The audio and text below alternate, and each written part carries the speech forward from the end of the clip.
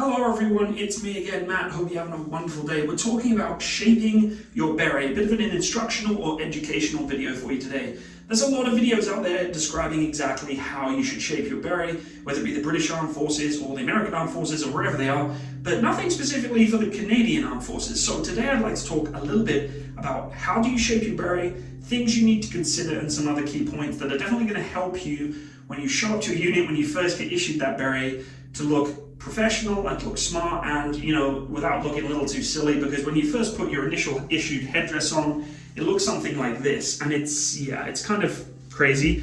You need to make it look smart, make it look professional, and I want to talk a little bit about how you're going to do that. Now, before we go ahead and talk a little bit about how actually shaping the beret, we need to go over a few things. First things first, each branch of the Canadian military will have its own designation of colour or need of beret that you're going to be given. You are normally issued one beret per person. What that means is that if you lose this, you're going to have a really bad day, whether you're on courses, BMQ, or your basic military qualification. So here's something that I would strongly suggest to you before we even get started with this video. Get another one. Always try and get two. Now I've got two here. I purchased another one online. You can actually get it from the Canex. If you don't know what the Canex is, the Canadian Exchange, it is a armed forces I guess what's the word I'm looking for, associated business that allows you to purchase, interesting bits of kit that you could use for your service. Some of it non-regulation, some of it is. Great thing about the Canex is they do issue green and dark blue berets online. So these are per regulation, you can use them. There's really not much different to what you're actually going to get issued. I would encourage you to get one. This one was from the Canex. It's a company called Tactics. Okay, it's about $26. I'm not endorsed by this company, by the way. I'm not trying to sell this to you. I'm just giving you some advice that I would really encourage you. Get a spare, please. Shape two of them. Have a spare in your locker, especially if you're going on courses and things. It's very easy to lose these berets. I can guarantee you at some point you're going to be checking your kit and be like, oh crap, I've lost my beret. And then you have a backup. You don't want to be the person marching in front of the Sergeant Major or whoever else wants to give you a hard time for not having your beret. So you're going to get issued also from a company noticed as Logistic. Logistic is an online service that you need to register to if you are aspiring to be a part of the armed forces, going into the armed forces. You cannot do it until you're given your service number. It's your service number, and then you'll create a password. You'll be given a certain number of points that you can buy things with. So this is from Logistic. You'll obviously have your head measured when you go for your initial issue of uniform and kit when you go to your units. Make sure you keep note of that head measurement. Your head measurement doesn't really change too much, so keep note of it, because when you order online, they're going to obviously ask you for that size from the Canex site. So this is your issued beret. Me being a part of the Royal Canadian Artillery, I get dark blue. It used to be that we all wore, in the Canadian Army anyway, green berets. Certain other branches of the military wore different coloured berets as they were. And certain regiments and corps have their own specific colours now. For the REME, they also, or the Royal Canadian Electrical Mechanical Engineers, they also have dark blue, which was my old trade in the British Army. But for the artillery, we have dark blue. So this is the one I'm going to work with today, but your own unit will issue you your own specific colour that you get given. But you will only get one. There also could be a shortage of berets. I've noticed that a couple of times before. Don't be concerned about it. There's normally a backlog. Again, look on Logistic. Try and get one from the Canex. Make sure you have a beret. Don't show up to your unit in uniform without a beret, because it might not go so well unless you've been given specific, accommodations for that, okay? Let's talk a little bit about how, I'm not going to go too deep into the dress regulations here. I'm only wearing this for instructional purposes. I would never normally wear my headdress without uniform on, but this is purely just to give you guys a bit of an indication of what's going on. My beret is in a little bit of rough shape right now. It's been through the ringer a little bit. It's got some holes in there. I've kind of stitched it up. Not the greatest condition, so I decided this would be a perfect time to reshape a new beret and go over this with you guys. So this is my beret currently right now. Okay, so I'm not going to go over the regulations too deeply here, but for the most part, especially with my regiment, okay, we have a trough, or I guess a canal here, like a valley in the between here. That's shaped so that the cap badge stays parallel to my left eye. Okay, so two fingers down, parallel to my left eye. It should be pointing straight up. It's not perfect right now. Okay, I could do some work, but that's what you need it to look like. Okay, the beret is shaped always over to your right ear. So shaped this way, not this way, okay? I would strongly encourage you, and I've kind of dropped the ball here, get a really good haircut before you shape your beret, because if you shape it when your hair isn't when it should be in its normal routine, sort of fairly short, because that's how we are in the army, right? Short back and sides, unless you have specific regs that allow you to have longer hair. Cut your hair before you shape your beret, because it's going to work better for you than if you have it long, then you're going to shape it, then you're going to put it on when you cut your hair, it's going to be like, crap, I've got this big gap, okay? So you don't want that. I've let the ball a little bit here. I've got a little bit longer hair than usual, still within regs, but it could be a little bit short. So something to consider. So we need to shape it, but before we shape the headdress, we need to go over some things. We need to know exactly what we need before we even touch the beret to water or place it on our head. We need some equipment. So I'm going to go over that first, and then we'll move on to shaping the beret. So let's take a look at what we need. Okay folks, so these are some of the tools you are going to require to actually shape your beret. Before even touching or shaping your beret, you need to consider these things. First of all, a good pair of sharp scissors, okay, because we're going to be using them to cut off certain things that we don't need on the beret anymore, and that's perfectly okay, don't worry about that. You're also going to need a razor blade, however a specific razor blade. Don't be getting the ones that have the multiple blades that cost a lot of money. There's no point spending money if you don't shave often, or don't shave at all, to spend money on these fancy razor blades. You just need a disposable razor. The reason for this is the big triple stack or Mach 3 that we're looking at right now, for instance. The channels are very small and the fluff gets clogged up very quickly. With the safety first, with the larger channels on this disposable, it gets rid of the fluff that we're going to be shaving off a lot easier. So don't waste money on expensive blades. Just get a cheap couple of disposables and use them. You're obviously going to need your beret. Okay, don't touch it until you've started going through this process. You're going to need a cab badge. This is the cab badge that we use in the Canadian Armed Forces, known as the Tri-Service badge. You get given it when you initially start your training, with a band on the back that allows you to slip it into the beret. We'll talk a little bit about that later on, so you're obviously going to need that. You're also going to need a lint roller. So this lint roller is basically to get all the excess fluff off. Try and get a brand new one. You may need to use this quite a bit. And a towel, because believe it or not, you're going to get very wet when doing this, unfortunately. When you're shaping it to your head, you're going to need to expect that you and your head are going to get very wet when you're shaping it, because you need to use water to shape it. We also have our customary Royal Canadian Artillery flag in the background, because, well, if we're talking about regiments and shaping berets, I've got to represent my own. Anyway, folks, let's get started on what we need to do. So first and foremost, we need to talk about how we actually get the beret prepared for shaping. So you can see this inner liner. It's really not useful very much for us in the day-to-day that we do. I'm going to tell you something, and you need to take this with a pinch of salt. You should not cut this out as per what you've been told per regulation in the Canadian Armed Forces. So what I'm telling you is this is an optional thing to do. I cut mine out. I'm going to tell you that first and foremost. I'm not going to lie about that. I cut mine out. However, some people may say you're not supposed to cut this out. Technically, this is an issued piece of equipment or an issued item to you. Cutting it or damaging it like that is something that is frowned upon. However, this is yours. No one else is really ever going to wear this. This is a close to skin item, i.e. it's placed on your head. There are hygienic and sanitary reasons as to why this wouldn't be reissued to someone else. That's why you get a fresh one every time. So the reason I cut mine out is that this isn't going to get handed back in as something that, the storeman is going to be too concerned about, because for the most part, this is going to get destroyed. And most units, most of the time, if you've been in for a long period of time anyway, allow you to keep this because it's something that you've worn as part of your heritage in the military, and allow you to kind of keep it as a memento. I'm not saying that's the case for every unit, but every unit I have served in, either with the British Army, have allowed me to keep mine. But something to consider, that when we start modifying this with cutting it, you have to be very aware that it may not be something that is condoned by your local unit. So please, before go ahead and doing any of the modifications I'm about to talk to you about, ask questions first. I don't want to get you in any trouble, but for the reason and educational, instructional purposes for this video, I'm going to cut it out. So let's talk about that. So inside, when you get issued, you'll be given obviously the inside material different to the outside material. So we have two types here. The inside is kind of a black liner, and the outside is like heavy duty felt. We need to get this black liner out of there because it makes it very difficult for us to shape the beret. Inside also you're going to see this. Okay, this is a cardboard board with a leather banding and stitching around it. It's very large. It does not need to be that large for this particular cat badge, which is the tri-service badge. You can see the surface area of it like that, okay, is substantially larger than it needs to be. So we're also going to modify that and cut that down.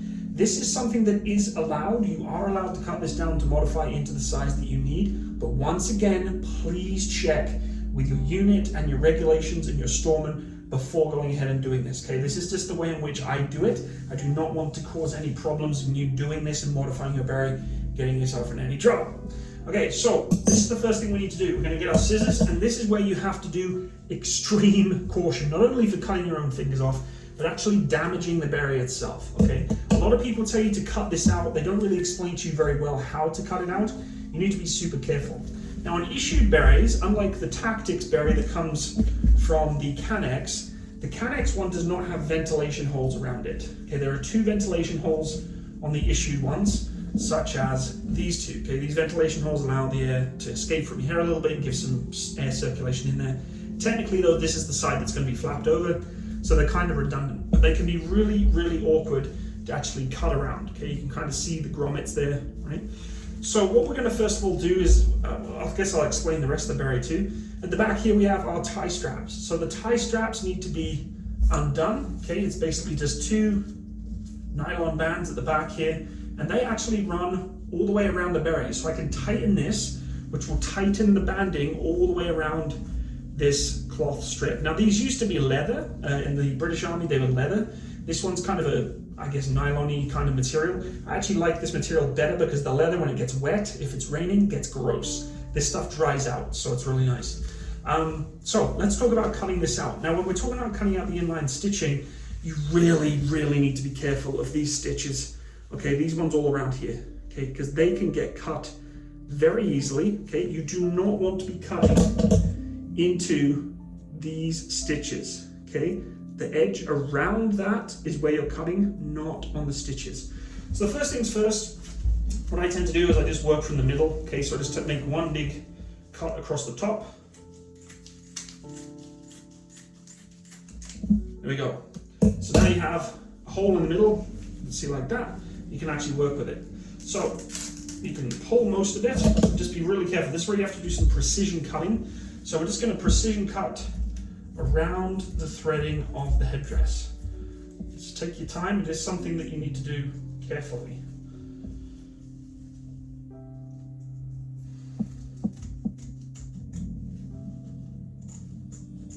Now you'll notice on the inside of the beret, as soon as you start cutting off that stripping, is this grey banding. Do not cut that off either. Leave it where it is for now, okay? So we're going to continue cutting around the edge until we hit that cardboard plate. Like so.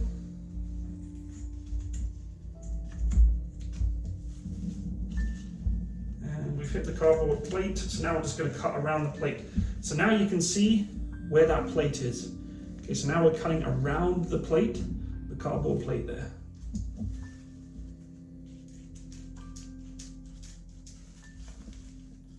As I said, take your time, don't rush it.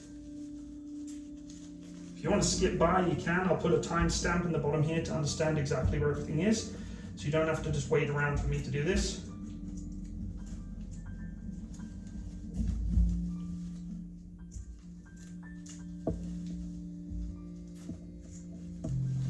Eventually we will get there.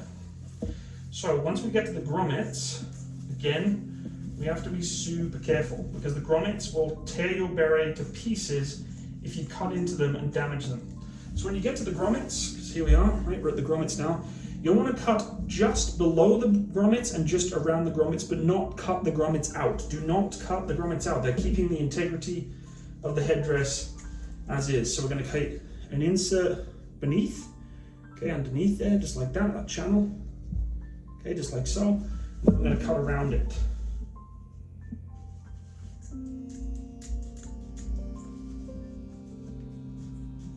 Now the reason we cut this liner out is for 2 reasons. First of all, it can get very hot in the summer when wearing a headdress and you don't need that added insulation to your head. Some may say, but Maximus, in the winter it'll be cold, it'll be warmer for you. Yes, but trust me, in the cold, this isn't giving you much protection in terms of extra warmth anyway, so don't worry too much about that. Okay, so there's the patch left with the grommets. We're going to keep going around with the excess material left before we continue with the grommets.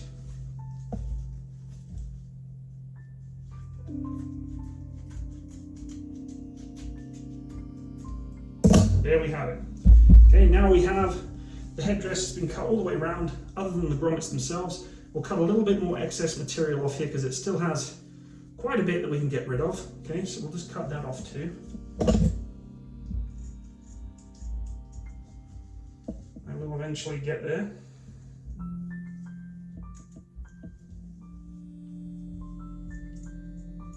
There we go. And then the central material can be cut off too. Okay, so now we're cutting the center material off, but we're leaving a little bit of material still around the grommets. Try and make it as neat as you possibly can, neat and tidy. No one's ever going to inspect the inside of your beret, but it's always just a good practice to make things neat and tidy if you possibly can.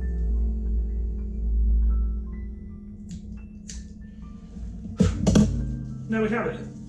Okay, so the grommets are still intact. Okay, we can probably trim that off just a little bit more. Just get that little excess piece off there.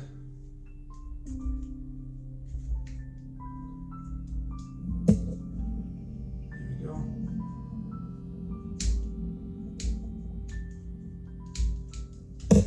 There. Okay, grommets are still intact, but the material around it is gone. And we've taken all the inside material off and just left with that kind of grey banding. Now we'll take that off eventually and cut it too, but for now I just want to go over the cardboard banding. Okay, so you can see now that we're inside the beret, we've reversed it inside out, how much material has actually been stitched to that central band, okay? So you can kind of see the way in which the central portion of the banding, there, like that, that's really the only meat of the material that's left behind.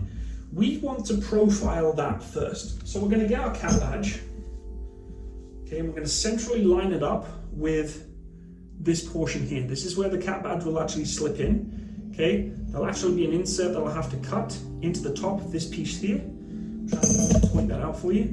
So in terms of where the cap badge slips, it slides in just here. Okay, we're going to have to cut a slip into there to do that. And to do that, we just have to get our scissors and very carefully cut into the stitching. Doesn't need to be a big slip. Okay, just enough. Try and get the light on it there. Just enough to get the scissor blade in like so. Okay, that's all you need. You don't need anything more than that. Then you're going to grab your cap badge, okay, the nub end, and place it in. Okay, there we go. There is the cap badge. Now, some people go a little bit further to the extreme. Again, modification of kit is under your own duress or your own direction. But this little nub at the end here can be cut. You can actually get a pair of pliers very carefully and cut that nub off, that circular piece. This weld here is extremely weak. Do not pull this back any further than that, because it will come off. It will snap and then you're in trouble, okay? Please, if you're going to cut this, be very, very careful, okay? You do not want to cut the leaf, the maple leaf edges off there. Look after your cap badge, is extremely important. This will eventually be replaced if you pass BMQ and BMQ land with your own regimental cap badge, and you have to do DP1. So please make sure you look after it still until then. So that's what you have to do. So we're going to profile this now without cutting the nub off. So we're going to do this video without cutting the nub. Okay, so now we're going to profile. As you can see, when we put the beret like that, there's way too much material, far too much. So we need to cut that off. So let's cut that off next. So we need to mark around the area we know we want to cut. And the only way to do about that is basically cut around what you know is useless. So find your excess material and work from the bottom and just slowly and very carefully, because the material is fairly tough, cut around. Okay, so be careful again, you don't cut into the beret itself.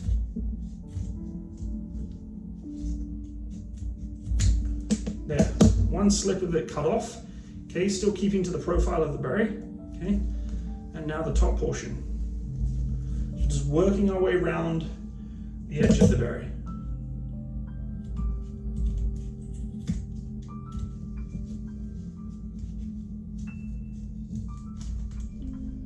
go.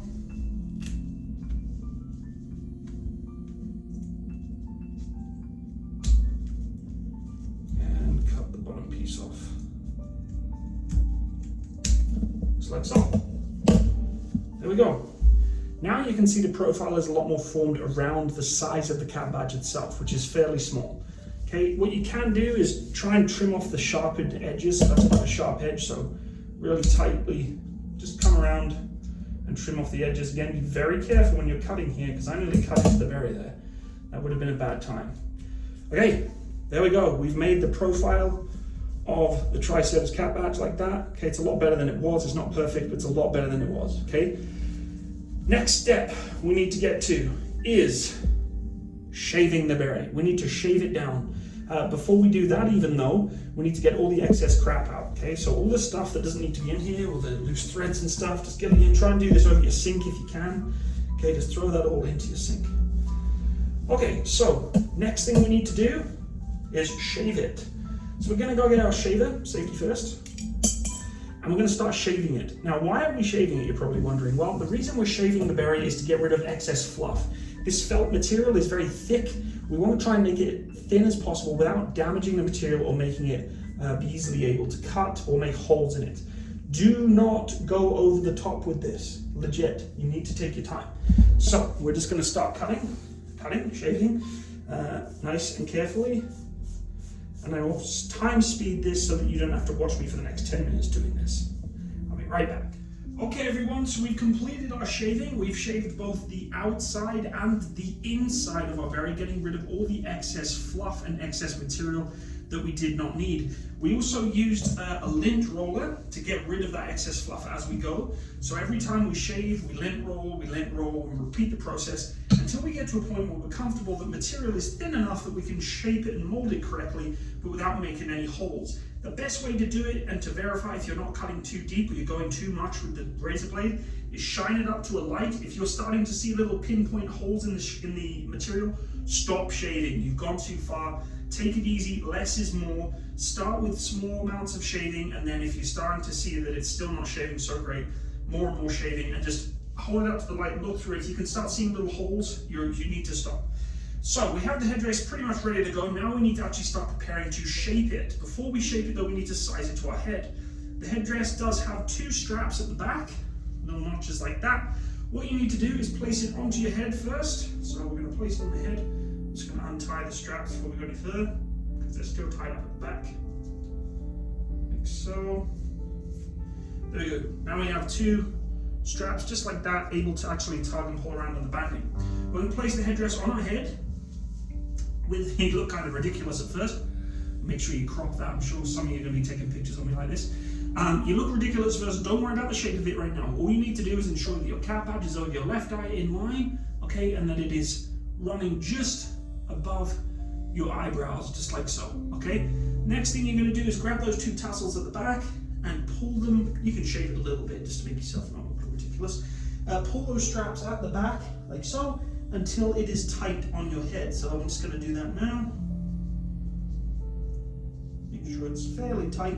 Don't overdo it, okay? It just needs to be snug. And then double knot it, like so. So it's snug to your head. Okay, again, don't worry too much about the shaping right now. And there we go, we just knot it at the back. Do not cut these off yet, okay? We're going to work with them later. So now we have the beret actually in its position where we can actually shape it. What we're going to do now is we're going to rinse and soak this thing. Before we do that, we need to take the cap badge out. So take the cap badge out, okay? Fill the sink with hot water first, very hot. The good thing in my house is I have very hot water running, so I'm gonna get it smoking hot. Okay, be careful not to burn yourself. You need to get your headdress completely submerged. Don't worry too much about submerging beyond the band. Okay, some people say don't submerge this piece here. It's not a big deal. If you can do it without doing it, that'll be perfect. I'll put the plug in here. And just whip the beret literally straight into the water. So we're going to submerge the whole thing without the cap badge in, obviously. Okay, drench it in hot water. All the material needs to be soaked.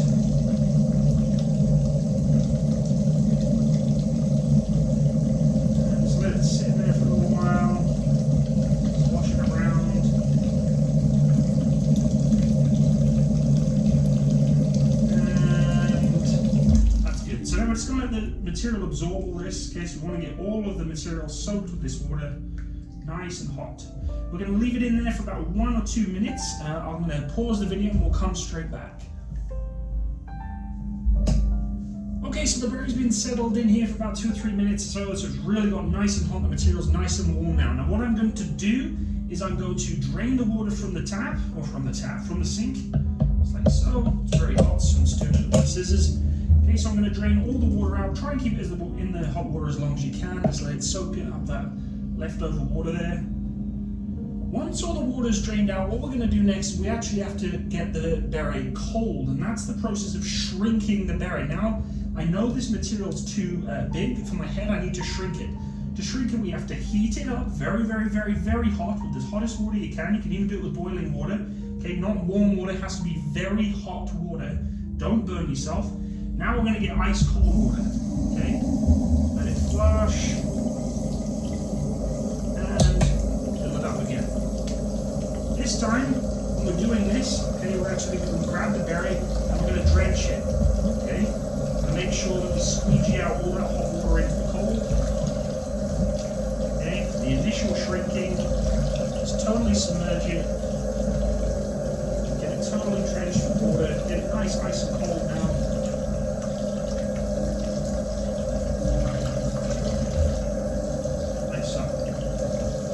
Now we're going to leave it in the water for about 30 seconds or so. As I do this, I'll talk about the next step. So what we're doing now is we're kind of getting all that hot water out of the berry, getting it nice and cold. The material does not shrink as quickly as you think it would doing this. It takes quite a few times to repeat this process.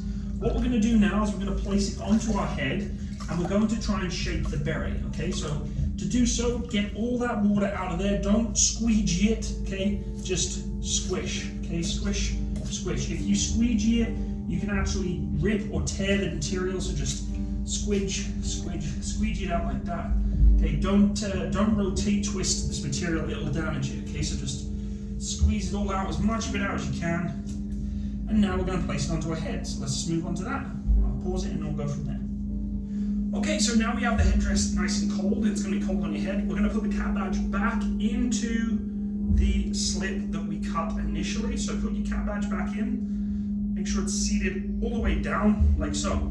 Now we're going to place it actually onto our head. So place it on your head, and you're going to first look like a complete idiot, but that's okay. Try and start beginning with that trench. So with your hand like this, you're going to cup that cap badge, bring it nice and tight down by your head, and start shaping the headdress. Now the key is to not make that trough too much, okay, because we're not in the American military, but bring it down at the back, okay? It does not have to be perfect. This takes a lot of practice, and it takes a lot of trial and error, okay? So as I'm doing this, you'll notice with the palm of my hand, I'm squeegeeing out that water. It's going to drip down, which is why that towel is super handy if you don't want to get wet. So just put it on the back here like that, okay? And continue squeegeeing, making sure you're getting all that water out of there, okay? Try and keep that cardboard cutout safe without damaging it too much. Press down all the flats that you know shouldn't be there. You're wanting to make as less material as you possibly can, okay? And at the front here, you're going to want to press out all this to make sure that it sets sort of a crease line around the headdress. See this patch here of bubbles? These need to go, and we'll get rid of them more the more we shrink the headdress and the more we put heat to it and then shrink it again. This piece here is very important because you want to make sure that it makes that nice flap over the edge. You can see the dimples and the lumps on the edge here that will eventually be shrunk out. And ideally you want to try and get your headdress so it's not coming down too far. It needs a little bit of edge to it. Okay, so we're going to have to shrink this significantly. So we're going to repeat this process of heating and cooling about 3 or 4 more times until I get it where I want it to be. If I don't get the headdress shrunk enough at this point, you have another option. So we're going to do this 3 or 4 more times in the heat and cooling, and we'll see if we can shrink it anymore. Sorry about the gas there. See if we can shrink it anymore. Okay, so let's go ahead and do that. Okay everyone, so we've done probably about 3 or 4 more shapes right now. It's starting to get there, and I'm not just going to keep doing it over and over again because this video would just go on forever. But I think we're at a stage where I'm fairly confident and happy where we can at least say it's somewhat fairly nicely shaped. Not perfect, definitely not where I want it to ideally be, but enough to get me by. As you can see, I've begun on the trench a little bit here. It's a little too far over, not a huge deal. We'll work on that a little bit more. And this lump has kind of been pushed to the back. We'll probably shrink it a little bit more, but for the most part, this is what you're looking for. So that cap badge again needs to try and be as much as possible vertically up and down. If you were to chop off that nub, as I said, this would come down a little lower, which is ideally where you kind of want it to be. As you can see, the beret's being pushed over to the side. I do have like a nice neat edge here, crisp edge, and I'm giving enough room to have a little bit of a gap between my eyebrows there, and this could probably come up a little higher, you know, just to get a little bit more gap between my ear here, but that's fairly respectable. That's a respectable headdress. I wouldn't have any concerns if I was, you know, teaching a BMQ with a troop coming out like that. So this is kind of what you're looking at. So once you've done the initial shaping and you've got it where you want it to be, you need to wear your beret for the rest of the day, or at least for a few hours, as long as possible. You need to let it naturally dry out on your head for the rest of the day. You can do dishes, you can have supper with it, whatever you need to do, let it dry out. You're going to naturally allow it to dry. You can squeegee out the water. There's still a few drops squeegeeing out this one. You're just going to keep pressing that water out until it's all dried off. Once it's dry, you're going to take it off as neatly as possible and try and keep it in the same shape that you had it when you were wearing it, and place it down on somewhere like a soccer ball or a basketball, just on top. You don't need to shape it up on top of the basketball, but lay it on top so it holds that shape. You're then just going to let it naturally dry for as long as possible beyond that, and then once it's naturally dry, you're going to place it back on your head again, try and reshape it back to where it originally was, and it should hold. Okay, so again, back to the head, place it back on there, check that the cap badge is nicely lined up with that eye there, try and get as much of that pocket out the back, and that's pretty much what you're looking for.